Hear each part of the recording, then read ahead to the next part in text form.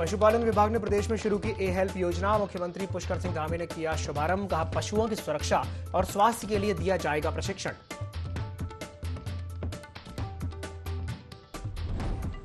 मसूरी में 3 दिवसीय मिलेट सम्मेलन का सीएम धामी ने किया शुभारंभ। मोटे अनाजों की क्षमता और अवसर को लेकर सम्मेलन में होगा मंथन। 13 राज्यों से प्रतिनिधि होंगे शामिल।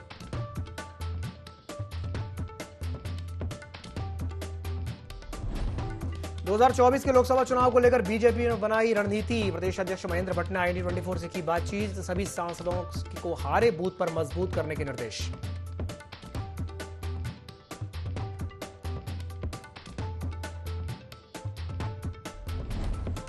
बद्रीनाथ धाम की गाड़ू घड़ा की रस्म हुई पूरी। टिहरी की महारानी के साथ सुहागिन महिलाओं ने तिलों का तेल पिरोया। कल बद्रीनाथ के लिए रवाना होगा गाड़ू घड़ा।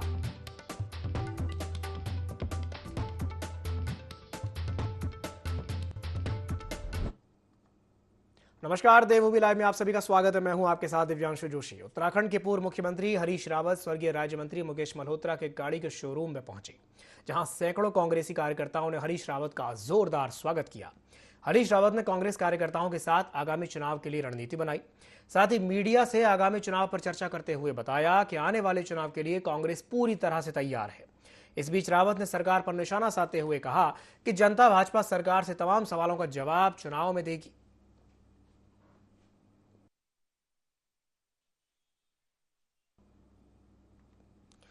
तो कांग्रेस कार्यकर्ताओं ने पूर्व सीएम हरीश रावत का जोरदार तरीके से स्वागत किया है, जहां पहुंचकर के उन्होंने कहा कि चुनाव के लिए जो कांग्रेस है पूरी तरह से तैयार है। साथ ही साथ उन्होंने सरकार पर भी निशाना साधा है।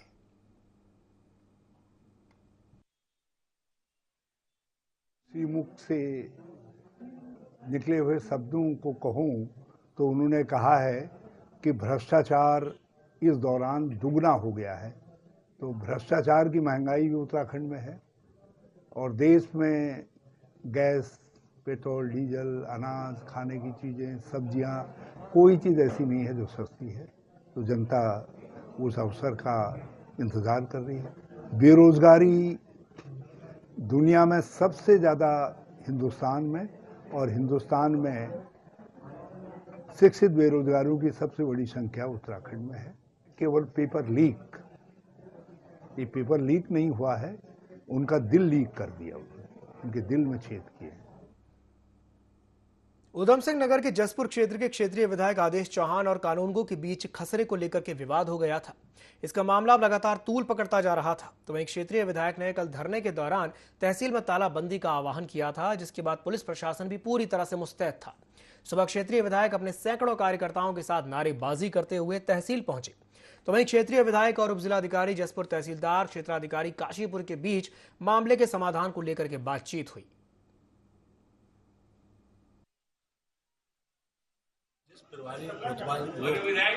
कानून को हमारा उसके खिलाफ हमने जो बात की, तो उसमें क्योंकि सीओ मैडम भी है, तहसीलदार भी है, हमने कहा कि वो प्रभारी नहीं रहना चाहिए, क्योंकि 2018 में वो जेल जा चुका है रिश्वत के आरोप, और उसका खुला खेल यहाँ भी शुरू हो गया।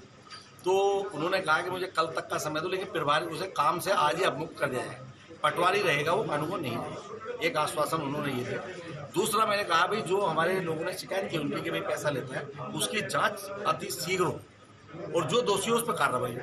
और ये जो यहाँ दलालों का अड्डा बना हुआ है हर पटवारी कार्यालय कि ये सब हटने चाहिए।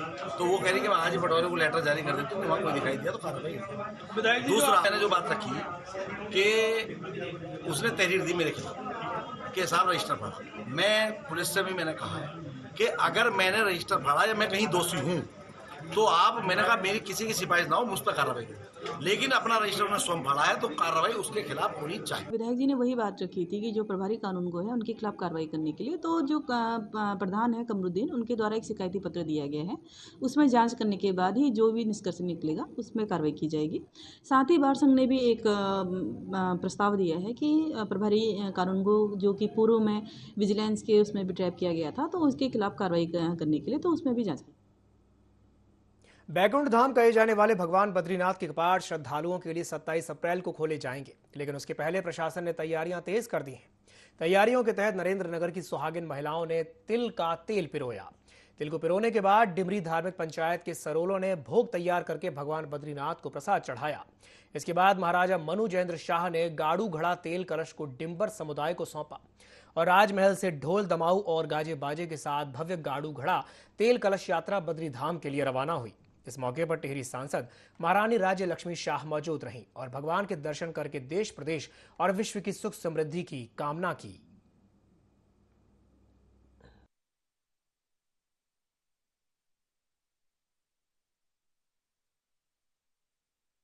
तो हमारा सौभाग्य है कि हमारे यहाँ से होता है और न कि पूरा दुनिया को और सबको भगवान ही आशीर्वाद देते हैं।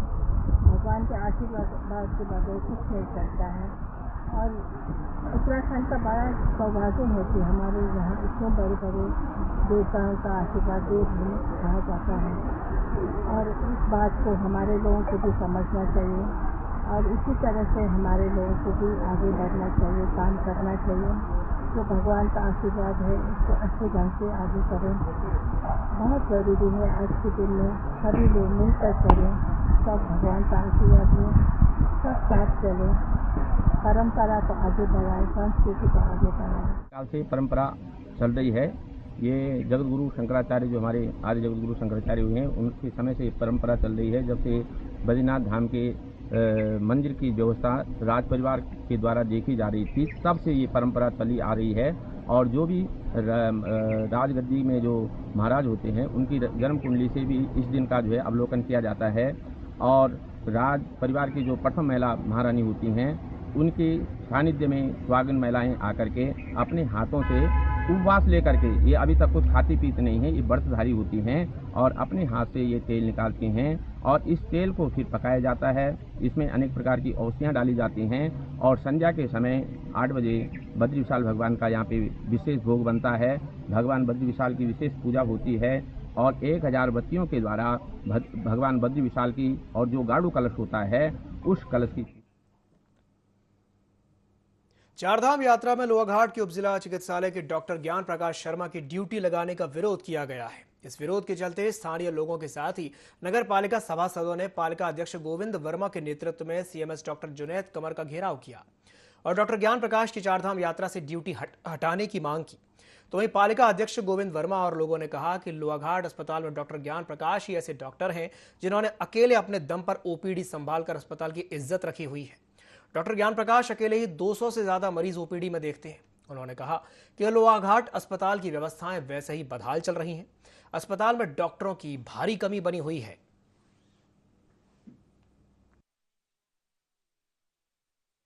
हमारा कहने का मतलब यही है कि अभी जो हमारे चेयरमैन वर्मा जी ने कहा कि यहाँ कोई लोहाघाट में हॉस्पिटल में कोई डॉक्टरों की बहुत कमी है। ज्ञान प्रसाद जी हमारे डॉक्टर साहब इतने हुए हैं कि सुबह से शाम तक कम से कम 200-400 आदमी मरीजों को देखते हैं और दवाई लाके दवाई को बड़ी अच्छी तरह समझाते हैं। उसके बाद कमरे में जाने के बाद भी जरूरत पड़ती है फिर आ जाते हैं हॉस्पिटल में, और हॉस्पिटल में सर व्यवस्था बहुत कमी है। आज औचक निरीक्षण किया गया स्वास्थ्य केंद्र का, तो इसमें काफ़ी अनियमितता पाई गई और एक आपका ऑक्सीजन प्लांट था पिछले 1.5 साल से बंद है और एक हमारे ज्ञान प्रकाश शर्मा जी हैं जो सुबह से शाम तक मरीज को देखते हैं और ड्यूटी खत्म होने के बाद भी वो मरीजों के प्रति इतने लगाव से देखते हैं कि बिल्कुल अपने परिवार के सदस्य की तरह हर मरीज को अटेंड करते हैं।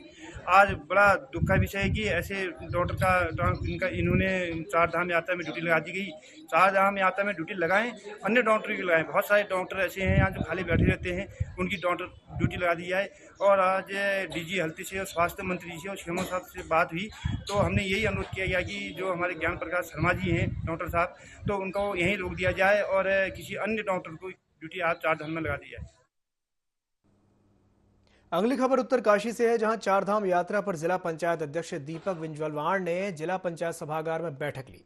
इस दौरान जिला पंचायत अध्यक्ष ने बताया कि गंगोत्री और यमुनोत्री के यात्रा काल में किसी भी यात्री को असुविधा ना हो, इसके लिए जिला पंचायत हर संभव प्रयास कर रहा है। तो वहीं उन्होंने क्षेत्र के कुछ नेताओं पर चारधाम यात्रा पर राजनीति करने के भी आरोप लगाए और कहा कि गंगोत्री और यमुनोत्री में भारत के हर प्रांत के लोग आते हैं और इस पर राजनीति करना गलत है।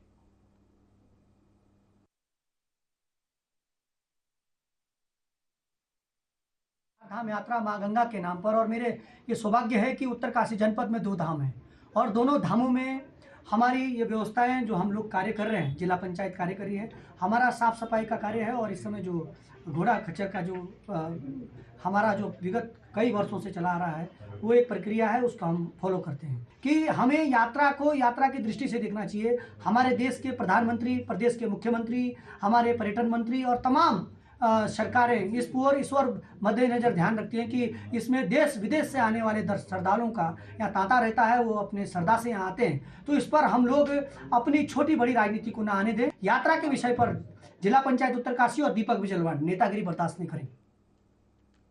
मुख्यमंत्री पुष्कर सिंह धामी के अवैध मजारों को हटाने के बयान के बाद सियासत तेज हो गई है। भारतीय जनता पार्टी अल्पसंख्यक मोर्चा के प्रदेश अध्यक्ष इंतजार हुसैन ने कहा कि सीएम धामी के बयान का हम समर्थन करते हैं। हमारे समाज को ऐसी जगहों को खरीदकर उसको वक्फ में रजिस्टर्ड कराना चाहिए। अगर उसके बावजूद मजारों को लेकर कोई भी अड़चन आती है तो हम मुख्यमंत्री जी से मुलाकात करेंगे और किसी भी तरह के बदलाव की जरूरत होगी तो उसका समाधान निकालने का प्रयास करेंगे।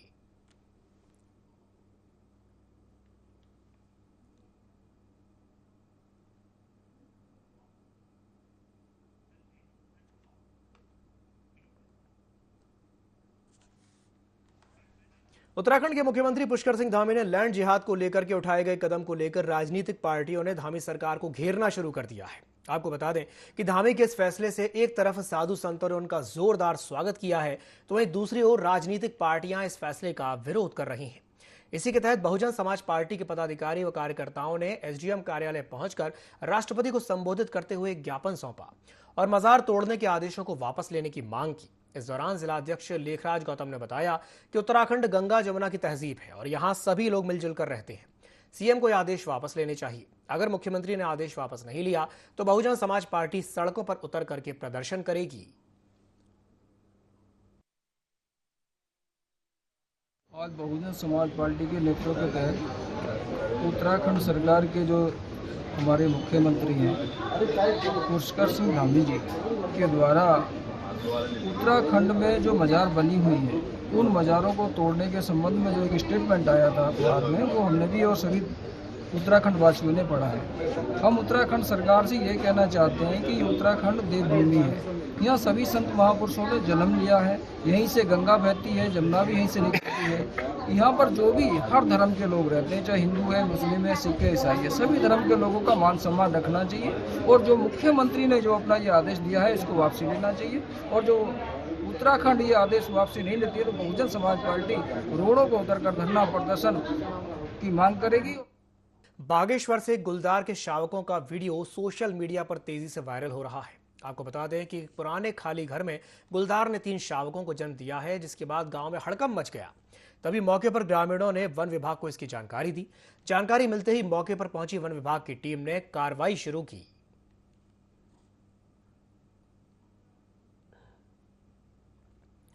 तो सोशल मीडिया पर एक वीडियो तेजी से इन दिनों वायरल हो रहा है जिसमें यह देखा जा सकता है कि गुलदार ने 3 शावकों को जन्म दिया है और जब इसकी सूचना वन विभाग को दी गई तो वन विभाग के अधिकारी मौके पर पहुंचे। ग्रामीणों ने वन विभाग को इसकी जानकारी दी। गुलदार ने 3 शावकों को जन्म दिया है। उत्तराखंड के बागेश्वर से एक खबर है जहां पर सोशल मीडिया पर एक वीडियो तेजी से वायरल हो रहा है जिसमें गुलदार के शावकों को देखा जा सकता है।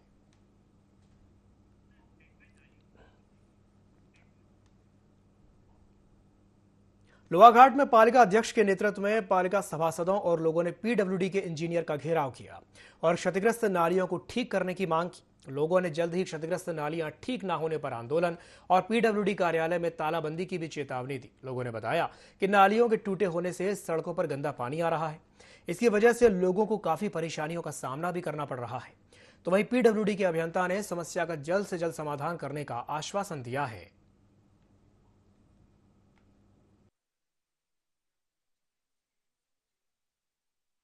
नहीं मिल पाया हमें पीडब्ल्यूडी में आने के बाद एक्शन साहब कहीं मीटिंग में गए हैं, ऐसी आए ये बताया इन लोगों ने। और नगर में जितने भी एक्शन आए हैं बार बार हमें उनको संज्ञान में लाते रहते हैं और जो भी प्रबुद्धजन है नगर के और हमारे सभासद हैं बार बार आवाज़ उठाते रहते हैं। जो नगर की अंतर्गत नालियाँ हैं पीडब्ल्यूडी की सारी की सारी क्षतिग्रस्त है। इनमें एक तो हमारे पुराने मित्रों को काफ़ी परेशानियाँ हो रही है सफाई करने में और नंबर 2 जो स्कूल के बच्चे जा रहे हैं और ट्रैफिक है, छोटे बाइक वाले हैं, स्कूटी वाले हैं, काफ़ी रपट रहे हैं, वो पानी रोड में बह रहा है। और इसके साथ साथ जो रावनिक एरिया है नगर का, चांदमारी इलाका, सारी नालियाँ बिल्कुल बंद पड़ी हैं, जगह जगह क्षतिग्रस्त हैं। इनसे बार बार कहने के बाद भी ये अपनी नींद से नहीं जाग रहे हैं। अगर ये तुरंत ही इसका समाधान नहीं करते हैं तो इनके खिलाफ एक बृहद जन आंदोलन करके यहाँ तालाबंदी की जाएगी। बिरौली उत्तरकाशी के संगम चट्टी मार्ग पर फॉरेस्ट विभाग का वाहन दुर्घटना का शिकार हो गया, जिसमें वन क्षेत्र अधिकारी की मौके पर ही मौत हो गई। आपको बता दें कि फॉरेस्ट विभाग के वाहन में 3 लोग सवार थे, जिसमें से एक की मौके पर ही दर्दनाक तरीके से मौत हो गई, जबकि अन्य 2 घायलों को इलाज के लिए हायर सेंटर देहरादून रेफर किया गया है।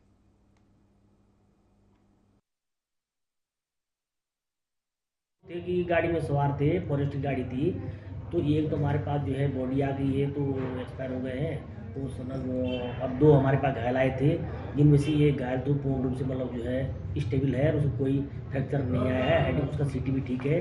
लेकिन दूसरे वाले के चेस्ट में इंजरी थी और शोल्डर में उसको इंजरी थी, तो उसको हमने हॉस्पिटल के एम्बुलेंस से उसको हायर सेंटर में रेफर कर दिया। भारतीय किसान यूनियन वेलफेयर फाउंडेशन ने हरिद्वार प्रेस क्लब में एक पत्रकार वार्ता की। इस दौरान सरकार पर वादा खिलाफी का आरोप लगाया। किसानों ने कहा कि सरकार ने चुनाव में जो वादे किए थे उनको पूरा नहीं किया गया है। साथ ही किसानों ने एमएसपी कानून बनाने, हरिद्वार में पॉलिथीन पर प्रतिबंध लगाने की भी मांग की और मांगे पूरी न होने पर चुनाव में वोट न देने की चेतावनी दी।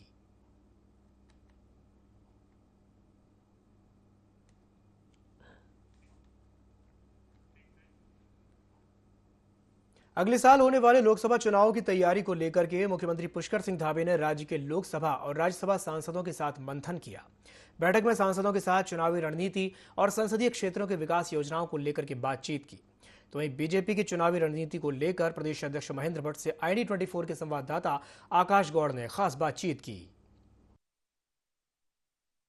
2024 लोकसभा चुनाव के लिए बीजेपी तैयारी में जुटी हुई है और ऐसे में सभी सांसदों के साथ कल एक बड़ी बैठक मुख्यमंत्री आवास में हुई। और ऐसे में क्या कुछ रणनीति चुनाव को लेकर के है, किस तरीके के निर्देश सांसदों को दिए गए, हमारे साथ बातचीत करने के लिए मौजूद है बीजेपी के प्रदेश अध्यक्ष। सर, किस तरीके की रोड मैप आप लोग लेके चल रहे हैं, क्योंकि 2024 का चुनाव भी अब नज़दीक है। 2024 का चुनाव या नगर पालिका नगर निगम चुनाव हो, अब क्योंकि आगामी दिनों को वही चुनाव है और कल हम लोग सांसद साथ बैठे थे और पार्टी के कार्यक्रम अब हमारे बूथ स्तर के कार्यक्रमों की श्रृंखला बढ़ेगी। तो हमने तय किया कि हमारे जो सांसद गण हैं 1 माह में 15 बूथ पर उनका हम कार्यक्रम निर्धारित करेंगे। इसके साथ साथ पार्टी के आगामी दिनों के कार्यक्रम 14 तारीख को अम्बेडकर जयंती का कार्यक्रम है, उस कार्यक्रम में भी सांसदों का स्थान हमने तय किया कौन किस स्थान पर रहेंगे। ऐसे हमारा 30 तारीख को मन की बात का 100वां एपिसोड है, उसके लिए भी हमने तय किया है कि सांसद भिन्न आयाम से जुड़े हुए समाज के वर्गों के लोगों के साथ उनके साथ बैठकर वो मन की बात को सुनेंगे। तय क्या कि हरिद्वार में निसंग जी हैं तो संत जो गण हैं उनके साथ वो मन की बात को सुनेंगे। ऐसे हमारे अजय टमटा जी हैं तो हमारे जो जनजाति का क्षेत्र है उनके साथ अजय भट्ट जी वो जनजाति के नागरिकों के साथ मन की बात को सुनेंगे। हमारे अजय टमटा जी हैं तो बुनकर के समाज के लोग हैं और जो लोहार समाज के लोग हैं उनके साथ बैठकर वो मन की बात को सुनेंगे। इसी प्रकार से हमारी कल्पना सैनी राज्यसभा सांसद है, उनसे जो शिक्षा क्षेत्र के जो जुड़े हुए लोग हैं उनके साथ बैठकर मन की बात को सुनेंगे। हमारे तीरथ सिंह रावत जी हैं तो पौड़ी के अंदर सैनिक अर्धसैनिक जो पूर्व हैं उनके साथ बैठकर मन की बात सुने। समाज के हर आयाम के लोग, नरेश बंसल जी को हमने कहा डॉक्टर हैं, हमारे एडवोकेट हैं, इनके साथ बैठकर मन की बात को सुनेंगे। ये हमने तय किया लगभग 100 की संख्या का 100वां एपिसोड 100 की संख्या का कार्यक्रम प्रत्येक बूथ पर पार्टी तय करेगी। उसमें सबकी भूमिका हम तय कर रहे हैं। हमारे विधायक हैं, हमारे प्रदेश के पदाधिकारी हैं, सब किसी न किसी बूथ के प्रभारी इस कार्यक्रम के लिए रहेंगे। सांसदों को टास्क भी दिया गया है कि हर महीने 15 दिन बूथों पर रहे। हाँ, निश्चित रूप से, क्योंकि हमने प्रत्येक सांसद को 25 कमजोर बूथों को जो दायित्व दिया था, अब क्योंकि उनमें काफ़ी बार उनका जाना हुआ है, लेकिन अभी ये तय किया है कि हमारे जो भी कार्यक्रम होंगे और इसके साथ साथ बूथ का जो सशक्तिकरण का अभियान है उस अभियान में भी सांसदों की सहभागिता रहेगी और उन बूथों पर हमने कहा कि महीने में 15 दिन का वो समय बूथ पर दें। जैसे बीजेपी प्रदेश अध्यक्ष महेंद्र भट्ट जी जिनका सीधे तौर पर कहना है कि सभी सांसदों को एक टास्क दिया गया है जिन तरीके से 15-15 दिन अपने बूथों को मजबूत करने के लिए काम करेंगे, जिससे कि आने वाले समय में चाहे लोकसभा का चुनाव हो या नगर निकाय का चुनाव हो पार्टी को जीत हासिल हो सके। अपने सहयोगी रिंकू के साथ आकाश गौड़, ID24 देहरादून।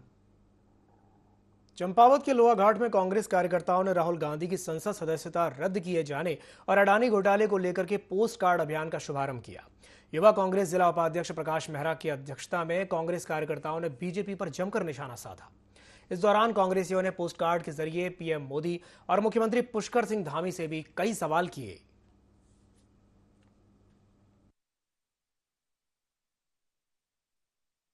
अभियान चला है प्रधानमंत्री जी से सवाल पूछो। हमारे सैकड़ों कार्यकर्ता चिट्ठी लिख रहे हैं पोस्ट कार्ड के माध्यम से।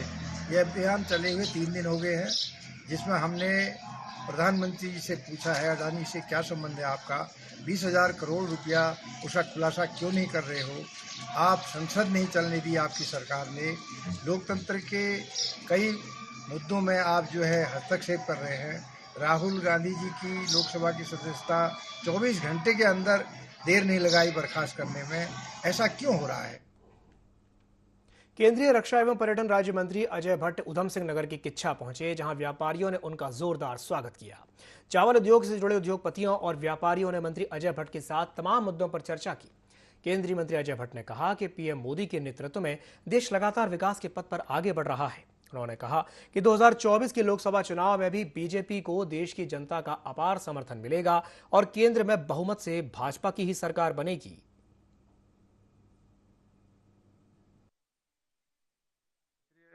सांसद और माननीय अपना केंद्रीय मंत्री अजय भट्ट जी का आगमन था। उनका हम लोगों ने सब व्यापारी भाइयों ने, flour mill association, rice mill association और किच्छा व्यापार मंडल ने मिलकर जोरदार स्वागत किया और हमारी कुछ समस्याएं थी उससे उनको अवगत कराया। एक सबसे बड़ी जो समस्या है वो है मंडी समिति को लेके।